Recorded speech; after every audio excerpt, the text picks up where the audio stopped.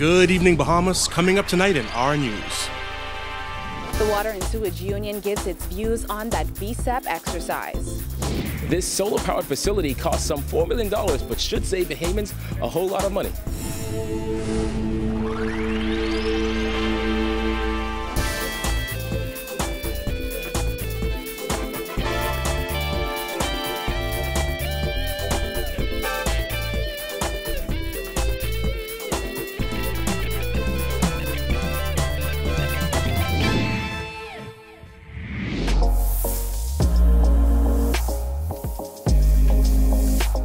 Our news is brought to you by Alive.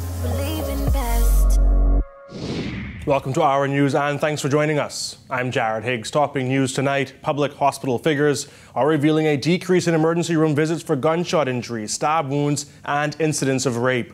Responding to those statistics, Minister of Health Dr. Dwayne Sands says an epidemic of violence is on the decline. However, concerns still linger over potential discrepancies in rape figures put out by police and the figures recorded by the country's public hospitals.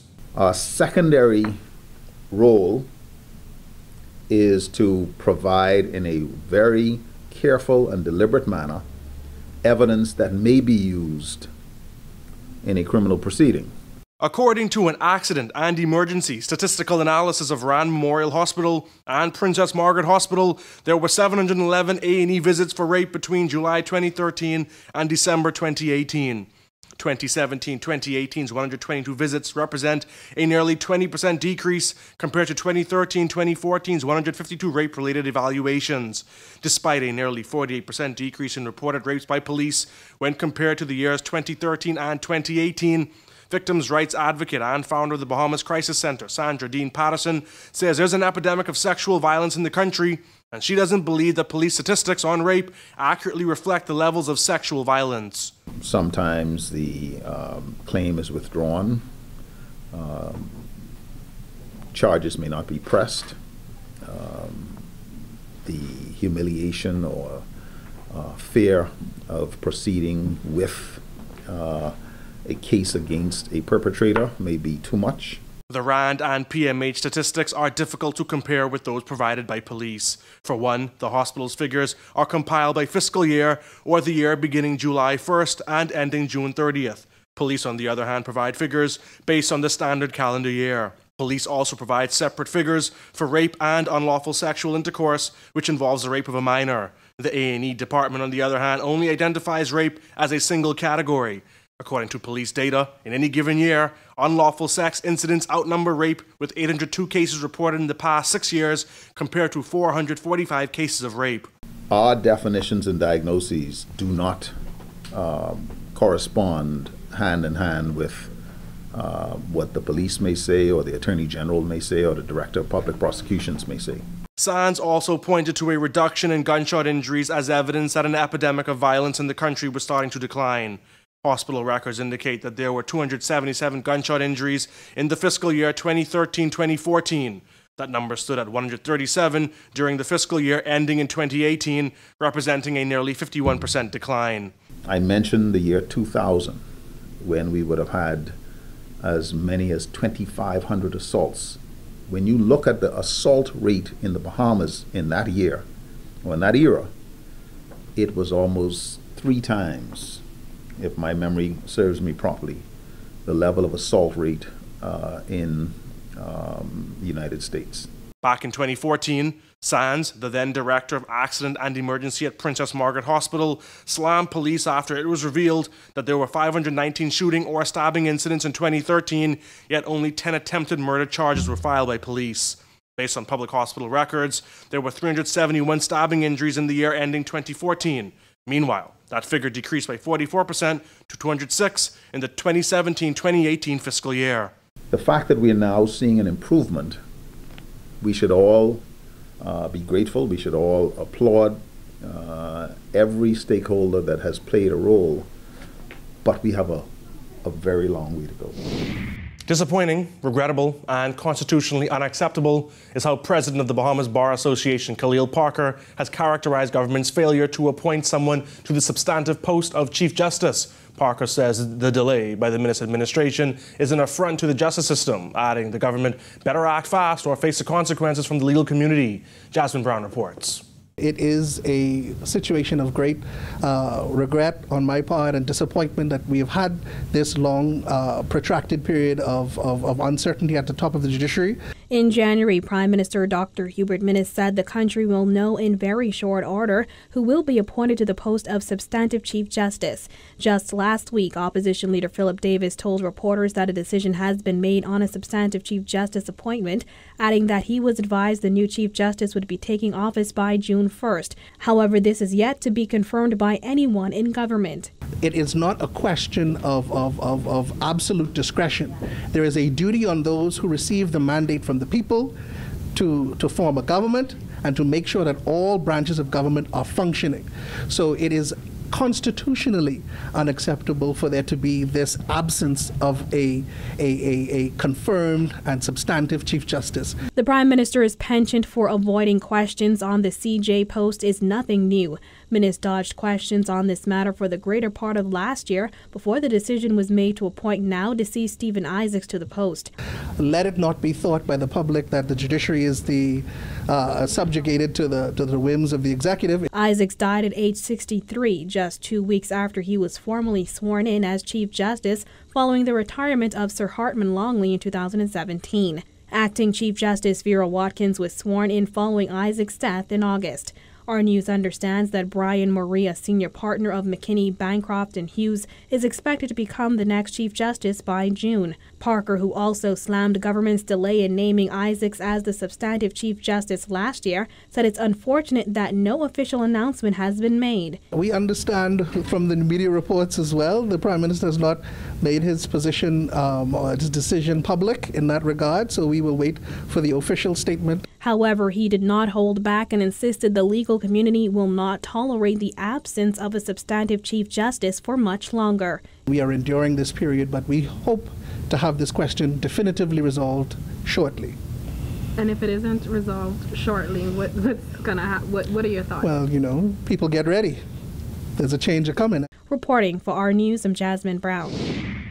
A recently released 2018 human rights report raising several red flags as it touched on several sensitive matters, including complaints against police, rape and domestic violence, and conditions at the prison. Georgie Bain tells us more. A U.S. State Department country report on human rights practices in the Bahamas not painting a pretty picture of law and order in the country. The report looked at several areas, including denial of fair public trial. A portion of the report bearing the subtitle Denial of Fair Public Trial notes that although the Constitution provides for an independent judiciary, sitting judges are not granted tenure, and some law professionals asserted that judges were incapable of rendering completely independent decisions due to a lack of job security. Prison. Over at the Bahamas Department of Corrections, the report stated, conditions at Fox Hill, the government's only prison, failed to meet the international standards in some areas and were harsh due to overcrowding, poor nutrition, and inadequate sanitation and ventilation. The report continues, overcrowding, poor sanitation, and inadequate access to medical care and drinking water remained problems in the men's maximum security block. In September, the Ministry of National Security reported the prison held 1,778 inmates in spaces designed to accommodate 1,000. Sanitation was a general problem, with cells infested with rats, maggots, and insects. According to the U.S. State Department, the government stated inmates consistently receive 3 meals a day, but some inmates and non-governmental organizations reported inmates received only 2 meals per day, with a meal sometimes consisting of only bread and tea. Rape and domestic violence. The report also examined reports of rape and domestic violence in the Bahamas, noting violence against women continues to be a serious, widespread problem. The Royal Bahamas Police Force reported that from January to November, that there were 45 reported rapes, 12 attempted rapes, 114 cases of unlawful sexual intercourse. The RBPF reported Abaco had the highest number of reported cases of sexual violence. In September, a woman alleged that a jet ski operator raped her in Nassau. Although she identified the accused in a lineup, he was released on bail because he was a minor.